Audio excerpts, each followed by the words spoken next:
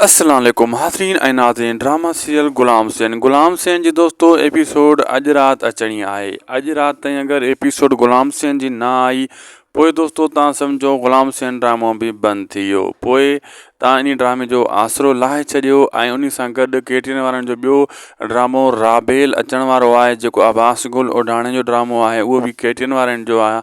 ऐं ग़ुलाम हुसैन ड्रामो बि केटिरनि वारनि जो आहे। हवेली बि इन्हनि जो ड्रामो हुयो ऐं उहो ड्रामो अचण वारो आहे।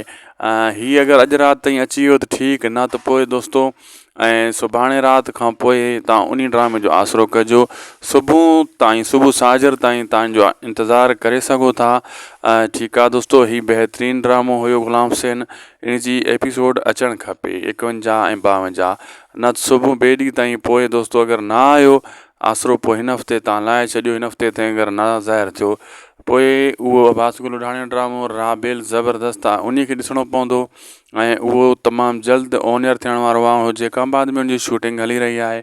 उन सां गॾोगॾु वीरनि जी वस्ती बि अचण वारो आहे ड्रामो, उहो बि हाजन तीवणी जो हिकु बहितरीनु सोप सीरियल आहे, उहो सिंध टीवी वारनि जो।